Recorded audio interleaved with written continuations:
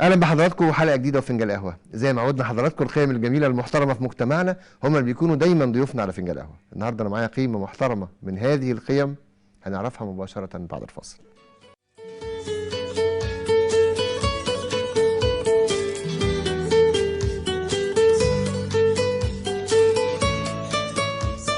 المطرب الفنان الشاب ابو بكر فوزي الذي تدرب على يد المايسترو شريف عزت وانضم لأحد أكبر بيوت الفنون في مصر بقيادة المايسترو شريف ياسر وتحت إدارة المخرج الكبير الأستاذ مصطفى فتوح، وبدأ موهبة الغناء باحترافه عام 2016 وشارك في عدة حفلات في عيد الإسكندرية القومي بالمدينة الشبابية بالإسكندرية. أهلا بك يا أبو بكر. ربنا يخليك. كلمني عن بدايتك كده في الأول، عاوز أعرف البدايات بسرعة.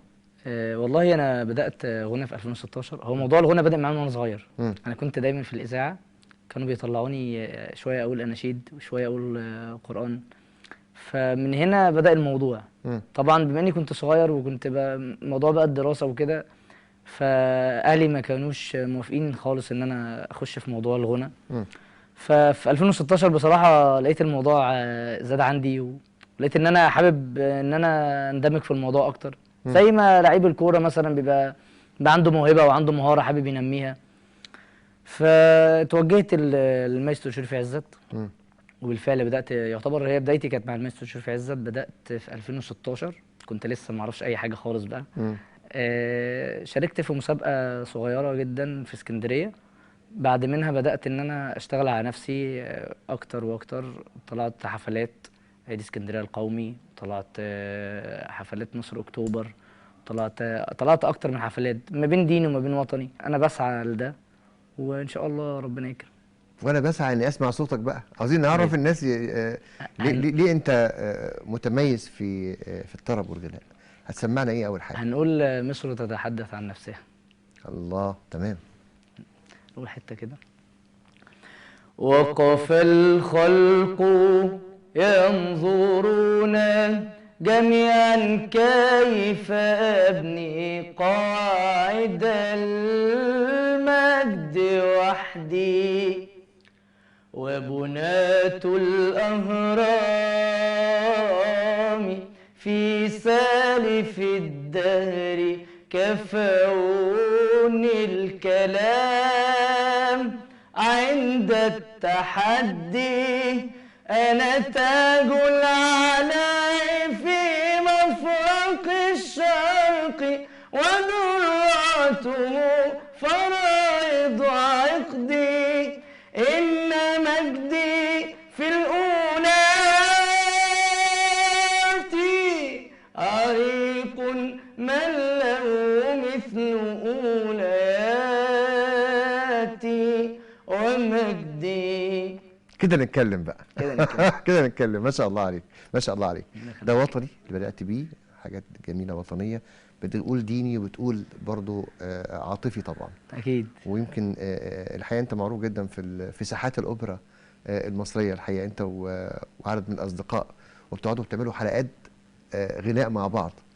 يعني بنبقى قعدات كده. بالظبط، قعدات كده لطيفة. بنبقى مثلا متجمعين بنقعد نغني بشكل غير رسمي طبعا، يعني مش حفلة او حاجة.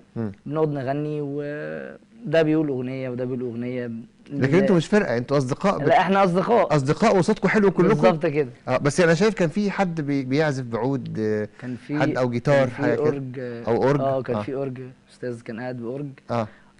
برضه مش صديقي يعني، مش لا انا كنت اول مرة اشوفه على فكرة. اول مرة اشوفه. وفجأة لقينا كلنا بقى بنغني، وده بيكمل لده وده بيكمل لده. انا بقول مقام، اللي قدام مني بيرد عليا بمقام تاني. ايوه. فالموضوع القعده بتبقى لطيفه طبعا، وبتقوي الذاكره وبتقوي الخيال في الغنى، وبتثقف الواحد طبعا كفكر موسيقي وكغنى. فعلا كنت حاله جميله قوي. انا كنت ماشي في الاوبرا ولقيت في مجموعه من حوالي 15 20 واحد قاعدين، وواحده قاعدين بيغنوا مع بعض. انتوا كنتوا اصحاب؟ لا، انا تقريبا كان معايا واحد صاحبي. بس الباقي كله انا ما اعرفش حد من الموجودين. وحتى صاحبي ما كانش يعرف جزء لا. بس الغالب ان كان الموجودين ما حدش يعرف التاني. احنا مش كلنا كنا اصحاب. انا كان عندي واحد صاحبي اللي موجود في القعده كلها كان صاحبي واحد. الباقي انا ما كنتش اعرف حد خالص، كنت لسه اول مره اقعد معاهم. بس الموضوع كله 10 دقايق وكلنا اندمجنا سوا وكاننا اصحاب مثلا من سنتين 3. وكانت حاله بصراحه في منتهى الجمال. حتى حضرتك يعني فاجئتنا ونورتنا في المكان وفي القعده. لا انا صراحه انا سمعت صوت جميل قوي، اصوات جميله جدا، فدخلت مساء الخير يا جماعه انا عاوز اتعرف عليكم، انتوا فريق ولا مش فريق؟ اكتشفت ان كلكم مش اصدقاء، يعني انتوا اللي جمعكم الفن. دي حقيقه. وكان في حد بيعزف باورج، كان في حد صح كده؟ بيعمل صحيح. واصواتكم جميله. اللي عجبني واللي شدني اكتر النوعيه اللي انا شخصيا بحبها، يعني لما بتتكلم على القديم، على بليغ حمدي، بتتكلموا على الاغاني اللي هي التقيله واللي حقيقه فعلا ليها اثر في وجداننا. يعني طبعا في حاجات حديثه جميله طبعا وكنتوا انتوا بتغنوها يعني. كل جيل بيكون فيه حاجات كويسه وحاجات لطيفه. زمان كان فيه اغاني طبعا جميله، ويعتبر احنا اللي بنتدرب عليه او اللي بيدرب صوتنا او اللي بيبين موهبتنا وامكانيات صوتنا هي الاغاني القديمه مش الجديده. الجديده طبعا احنا بنبقى بنغنيها علشان خاطر كل وقت وكل عصر الجمهور هو اللي بيحكمك تغني ايه واسمع ايه ويسمع مني ايه. مش دايما اغني اللي انا عايزه، لا انا دايما بغني اللي الجمهور عايزه، طبعا بما لا ينافي العادات والتقاليد. لا الجمهور برضو اعتقد ان معظمه عاوز القديم. واديك دليل وبدون ذكر اسماء، احدى الدول العربيه بتعمل حفلات على قنوات شهيره جدا. الحفلات دي بيكونوا كلهم اغاني مصريه القديمه، كل القديم، بليغ حمدي ومحمد الموجي ورياض السنباطي صح ولا غلط؟ حتى في الحفلات اللي انا كنت بعملها هي كلها قديم. قليل قوي جدا لما كنت بغني مثلا حاجه جديده. بالعكس هو اللي جاي مبسوط عايز يسمع القديم. الجديد ممكن يسمعه على التليفون، ممكن يسمعه على اليوتيوب، ممكن يسمعه على اي حاجه. انما القديم انا عايز اسمع القديم قاعد في مسرح، صناعه حاله، قاعد في مكان كده وقور، في فرقه بتعزف، في مطرب بيغني، في كورال موجود. ده بيعمل حالة كويسة جدا وبيخلي اللي قاعد مبسوط. لو ليه ذكريات مع الأغنية، لو كان مثلا هو حد كبير في العمر، حد متوسط في العمر، برضه بيكون ليه ذكريات. بالنسبة لنا احنا كشباب بيكون الموضوع حلو جدا، لأن دي حاجات بتقوي صوتنا وبتبين مهاراتنا وبتبين قد إيه اللي عنده موهبة وبتنمي إحساسنا. بالظبط كده. هتسمعني إيه؟ هنقول حاجة وطني. تفوت عليك المحن ويمر بيك الزمان، وانت اغلى وطن وانت اعلى مكان. تفوت عليك المحن ويمر بيك الزمان، وانت اغلى وطن وانت اعلى مكان. ومهما كان انت مصر وكل خطوة بنصر. ومهما كان انت مصر وكل خطوة بنصر. نعيش لمصر ونموت لمصر. مصر مصر تحيا مصر. الله الله عليك.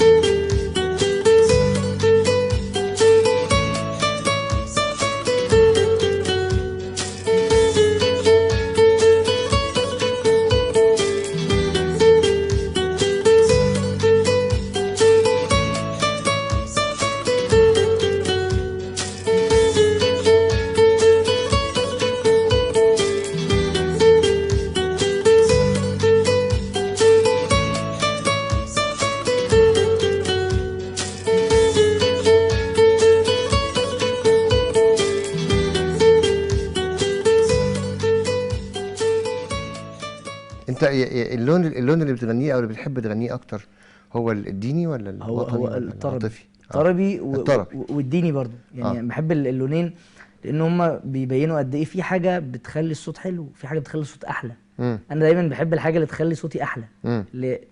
في ناس كتير بتغني بس ان انا اسمع فلان وافضل فاكره. يعني حضرتك مثلا ممكن تدخل قاعده شبه اللي حضرتك جيت لنا فيها، سمعت كذا حد، ممكن حد واحد هو اللي علم مع حضرتك او حد واحد هو اللي حضرتك انا فاكر الصوت ده فلان الفلاني كان بيغني ليه، هو كان صوت مميز، بيغني بتكنيك مميز، هو حتى الكاركتر بتاعه مميز. فهو التميز في اي مجال هو بيكون يعتبر جزء كبير من النجاح. انا بحب الطربي وبحب الوطني وبحب الديني. العاطفي طبعا موجود بقى، العاطفي ده بيخش برضو منه طربي. طبعا. بس انا دي الالوان اللي انا هتسمعنا ايه ديني؟ ديني. طيب هنقول يا سيد الكونين. يا سيد الكونين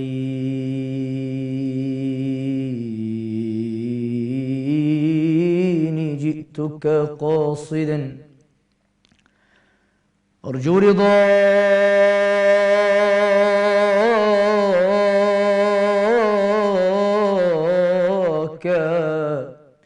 وأحتمي بحماك، والله يا خير الخلائق إن لي قلبا معشوقا لا يروم سواك، وبحق جايك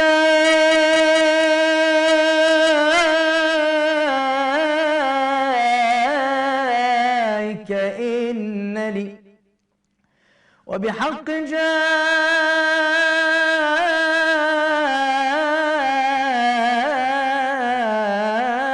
إنني قلبا مشوقا لا يروم سواك، أنت الذي لولاك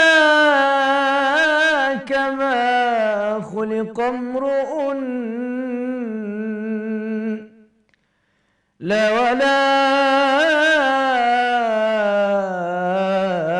خلق الورى لولاك، أنت الذي لما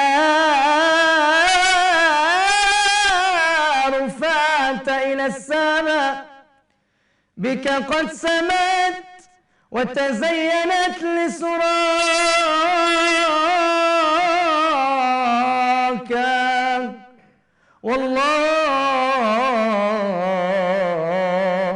والله يا خير الخلائق إن لي قلبا مشوقا، والله يعلم إنني أهواك. أداك وإحساسك عالي جدا جدا في الديني، ما شاء الله عليك. يعني أعتقد الانطلاقة دي اللي يقول ديني يقول ابتهالي يقول أي حاجة، صح كده؟ أنا نفسي أسمعك والله في العاطفي. عندك إيه بتحب إيه في العاطفي طيب؟ ممكن نقول عيون القلب. عيون القلب مثلا، حتة كده. اتفضل. حبيتك يا حبيبي من غير ما اسأل سؤال، وحسهر يا حبيبي مهما طال المطال. حبيتك يا حبيبي من غير ما اسأل سؤال، وحسهر يا حبيبي مهما طال المطال. انا بس اللي محيرني وما خلانيش انام، ازاي انا بقدر اسهر وازاي تقدر تنام. تحفة تحفة تحفة. طب ايه تاني هتسمعها لنا؟ ممكن نقول حاجة وطني هي جديدة. تمام. نقول مفيش في الدنيا أغلى من الوطن ده، الكل عندي. أول ما يقولوا مصر ألاقي نفسي أبكي لوحدي. أتحدى أنا أي حد يحبها في الكون ده دي، هنحب مين غيرها؟ مصر اللي عايشين من خيرها، ولا حد غيرنا في تفكيرها، شايلة في همومنا على خيرها، بلدي بصحيح كتر خيرها. يا مصري انت امي وانت ابويا وانت ناسي، في كل مكان اروح يقولوا مصري رفع راسي، عاشق ارضك سماكي وحبي ليكي ده شيء اساسي. يا مصري انت امي وانت ابويا وانت ناسي، في كل مكان اروح يقولوا مصري رفع راسي، عاشق ارضك سماكي وحبي ليكي ده شيء اساسي. الله الله عليك يا ابو بكر، والله ما شاء الله عليك، احساسك جميل وبتقول كل الوان الغنى بصراحه بتمكن شديد. انا يعني على قد ما اقدر بحاول ان انا يكون معايا كل الالوان اه عشان ارضي كل الاذواق. اي لان طبعا المزيكا والغنى زيها زي اي حاجه ليها اذواق. عارف نفسي اسمع منك ايه؟ ايه بقى؟ زهرة المدائن. يعني زهرة المدائن دي بنوجهها لاخواتنا في فلسطين، م. وهنقول: لأجلك يا بهية المساكن،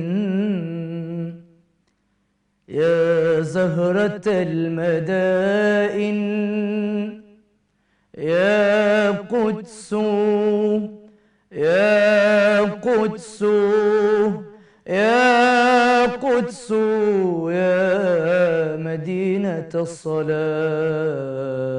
أصلي. عيوننا إليك ترحل كل يوم، ترحل كل يوم، تدور في أروقات المعابد، تعانق الكنائس القديمة، وتمسح الحزن عن المساجد. يا ليلة الإسراء، يا درب من مروا إلى السماء، عيوننا إليك ترحل كل يوم، وإنني أصلي. الله الله الله شكرا الله. لحضرتك جدا. جت في وقتها وقلتها باسلوبك، اللحن وليه برضو التجويد والعرب بتاعك. ربنا يخليك. ما شاء الله عليك، ما شاء الله ربنا عليك يا ابو بكر. انا اولا انا فخور ان انت مصري، وفخور ان انت اسكندراني كمان. ربنا يخليك. اسكندريه واضح ان جو اسكندريه عامل اسكندريه حاله مختلفه. اسكندريه حياتي. اه انا لسه متواجد في القاهره مش من زمن، يعني بقالي مثلا فتره قريبه جدا. فانا مولود في اسكندريه وقاعد في اسكندريه ونميت موهبتي في اسكندريه. اسكندريه يعني يعتبر هي الدافع اللي زقني ان انا انمي موهبتي. البحر بيعمل حاله مختلفه البحر عند الاسكندرانيه، عشان كده الفنون بتطلع كلها بيديني نوع من الهدوء كده والسكينه والتركيز وامتصاص للطاقه السلبيه. بالظبط كده. صح كده؟ صح كده. صح. وبالمناسبه دي انا اسمح لي اقول حاجه لاسكندريه. اتفضل. طبعا. هي من كلمات والحان المايسترو شريف عزت، اسمها بلدي يا بلدي يا اسكندريه. بلدي يا بلدي يا اسكندريه، فيك المحاسن والفن غيه. بلدي يا بلدي يا اسكندريه، فيك المحاسن والفن غيه. حلوه يا بلدي جميله يا بلدي، حلوة يا بلدي جميلة يا بلدي يا اسكندرية. نور الفنار عالمينا نور، وانا اللي قاعد عالشط اصور. نور الفنار عالمينا نور، وانا اللي قاعد عالشط اصور. فيك الإذاعة يا اسكندرية، فن وبداعة يا اسكندرية. حلوة يا بلدي جميلة يا بلدي، حلوة يا بلدي جميلة يا بلدي يا اسكندرية. الله يا ابو بكر، الله، برافو عليك. كده باقي المدن والمحافظات غاروا، عاوزين ما عاوزين اسكندريه عنها حاجه. اسكندريه بقى يعني بتجري في دمي بصراحه. شرفتني ونورتني، انا اتشرفت واستمتعت بحضرتك. جدا الحقيقه بلقائك. وانتوا الحقيقه مجموعه من المصريين، شباب مصر الواعد الراقي، ومصر دايما ولاده فعلا. دي حقيقه. انا شفت بعيني، ما حدش قال لي. وانتوا مش منتظرين منتج ولا منتظرين انتاج ولا جهه تحتويكوا. انتوا حتى لما التقيتوا مع بعض ما تعرفوش بعض. دي حقيقه. ودي روعه الشخصيه المصريه، دي روعه الحميميه والود اللي بينا، والامان اللي عايشين بيه بينا وبين بعض. احنا عندنا القدره ان احنا نكلم بعض في اي حته في اي وقت في الشارع، حتى لو ما نعرفش بعض. بحييك يا ابني وربنا يبارك لك. انا اتشرفت ان انا كنت مع حضرتك جدا والله، وده شرف ليا يا استاذ احمد. الله يحفظك، وان شاء الله لينا لقاءات اخرى باذن الله، انت الله بإذن الله. وزملائك اللي ما تعرفهم، اللي ان شاء الله لازم اعرفهم واحد ان واحد. شاء الله. بشكرك جدا ابو بكر فوزي، المطرب الفنان الشاب الاسكندراني الصاعد. بالظبط كده. الف الف شكر على تشريفك لينا. شكرا لحضرتك. قيمة جميلة محترمة الحقيقة. يمكن اللي كان عاجبني في القيم دي الحقيقة، أو في القيمة دي تحديدا، الحالة اللي التفوا بيها مع بعض، وحميميتهم مع بعض، وإنهم قاعدين يغنوا مع بعض وما كانوش يعرفوا بعض، لكن اللي جمعهم فن وجمعهم إحساس، والإحساس اللي جمعهم ده كانت ألحان وكلمات مصرية خالصة. كانوا بيغني لتراثهم، للتراث المصري الحقيقة، اللي هي يعني الغني جدا، الغني جدا لأي حد الحقيقة بيحب يتعلم غنى بيجي مصر. عندنا هوليود الشرق، اللي مفيش حد ابدا في الوطن العربي ممكن يطلع ويتعرف على مستوى العالم الا من خلال مصر، هوليود الشرق. بشكركم على حسن المتابعه لفنجان قهوه، ارجوكم دائما ابقوا معنا. شكرا لكم، كان معكم احمد عبد العظيم.